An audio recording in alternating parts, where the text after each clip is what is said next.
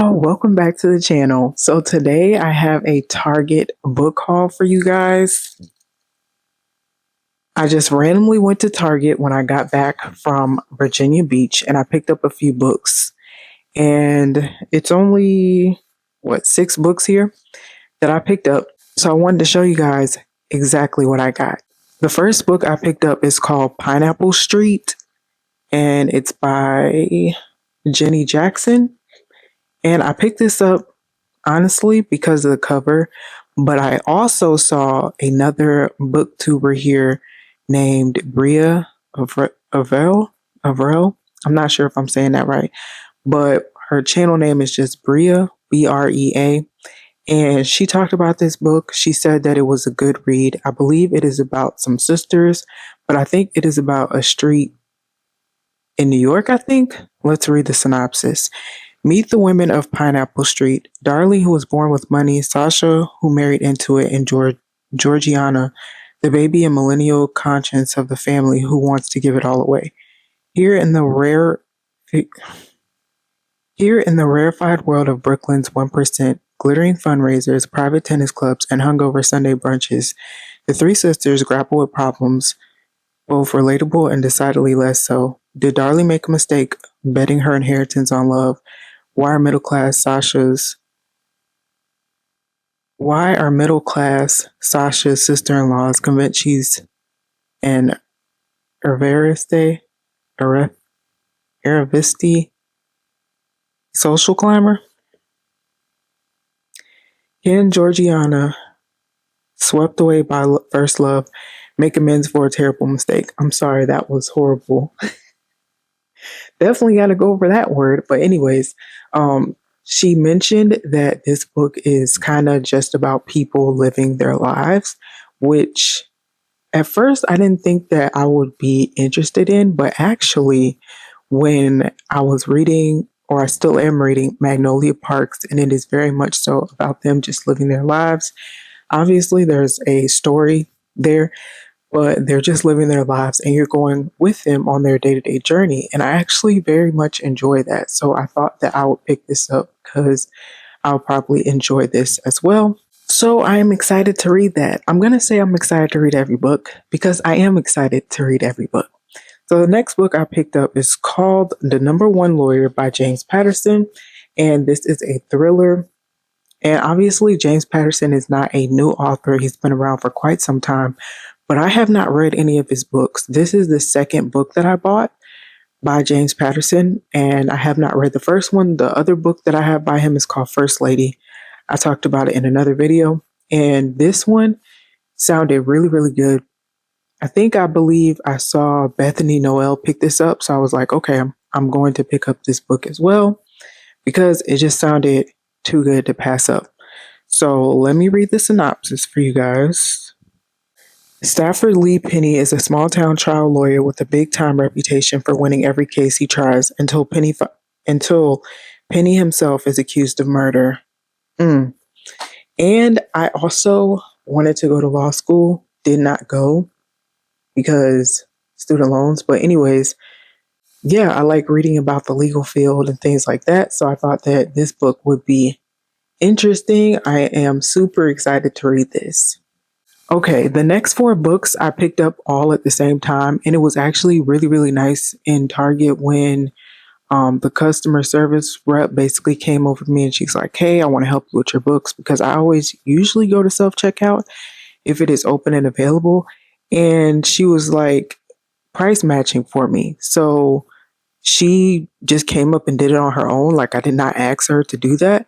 But I think if you do ask them, then they will help you out with that. Or, even if you go to a regular person, they'll probably help you. So I was able to get all these books as the price that was listed on the Target website, which was way cheaper than in the store, as you all know. Okay, so the first one that I picked up from this batch is called Wrong Place, Wrong Time by Gillian McAllister. And this is basically about I can tell you this one because I had already read it online, but this is about a mom who sees her son commit a crime And I think that she is able to like go back in time and see if she can fix it or something like that. I believe that is the synopsis of this. And anyways, it looked very, very interesting. I also saw Shanti here on YouTube read this book. And I don't remember what her thoughts were on this, or I'm not sure if I watched the video where she talked about her thoughts, but she read this like a while ago and I always see it. So I was like, let me just pick up this book because I am interested to see like what happens. All right, y'all. The next book is called The Inmate by Frida McFadden. I have heard varying thoughts about this book. I don't know if people like it, don't like it. I feel like, some people like it, some people don't. The main premise of this book is that the nurse, I believe, starts talking to an inmate, and then I'm not sure what happens. And obviously she's breaking the rules because you're not supposed to be talking to them. And I believe that was somebody from her past, like her old high school boyfriend or something like that. So yeah, this sounds interesting. Frida McFadden never steers me wrong, although I have only read 3 books of hers. I read The Housemaid's Secret, and then I also just finished The Coworker, and I enjoyed all 3. I really did. If I would rate them, I would definitely say The Housemaid, and then The Coworker, and then The Housemaid's Secret. Or, The Housemaid and The Coworker. I really enjoyed both of them. But I'm excited to see what The Inmate is about. Whenever I read her books, I always finish in record time because it's one of those books you just can't put down. So I really, really enjoy that about this author. And I'm happy that I picked this up. All right, the next book that I picked up is called Not Like Other Girls by Meredith Adamo. And I've never heard of this author before. So let me read the synopsis for you guys. When Jolene Kirby's former best friend, pretty nice Maddie Price, comes to her claiming to be in trouble, Jo assumes it's some kind of joke. After all, Jo has been an outcast ever since her nude photos were leaked. And since everyone decided she deserved it, there's no way Maddie would actually come to her for help. But then Maddie is gone. So that was just the first paragraph. And from there, I was like, okay, I definitely want to read this book. This is a YA book. And I haven't read many, well, not many, but I haven't read a YA recently. So I was like, okay, let me just check this book out. And I like the cover as well. Like it looked interesting. So I like colorful, pretty covers. All right, y'all. So the last book that I picked up is called The Last One Left. No, The Only One Left. I don't know why I keep wanting to say The Last One Left. The Only One Left by Riley Sager. And I have never read anything by this author. It is a man and he writes thrillers. I've been wanting to read The House Across the Lake or something like that. I'm not sure of the exact title of the book, but this one I've heard interesting things about. I actually watched Joyce Wesley's video where she reads this book and she said it had been on her TBR for a long time.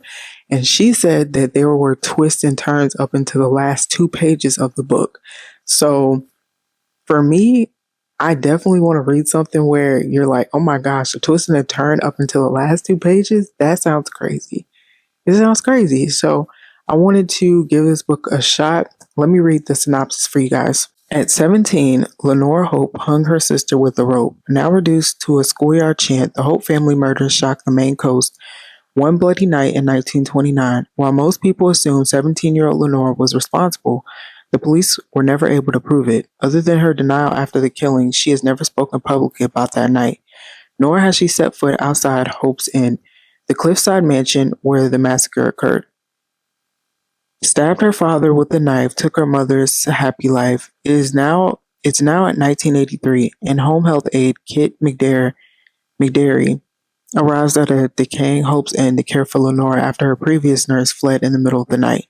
In her 70s and confined to a wheelchair, Lenore was rendered mute by a series of strokes and can only communicate with Kit by tapping out sentences on an old typewriter. One night, Lenore used it to make a tantalizing offer. I want to tell you everything. So I'm going to stop right there. There is more to the synopsis, but doesn't that sound interesting? It's definitely a thriller, but it goes back in history through time. And anything pretty much dealing with history, I definitely want to check it out. Also, look at this cover. It is so beautiful, so pretty. So, yeah, I've been eyeing this one for a while, so I picked it up. All right, y'all. Those are all the books that I picked up randomly from Target. And I got the first two like a different trip from the last four. I hope you guys enjoyed this video, and I'll see you guys in the next one. Bye, guys.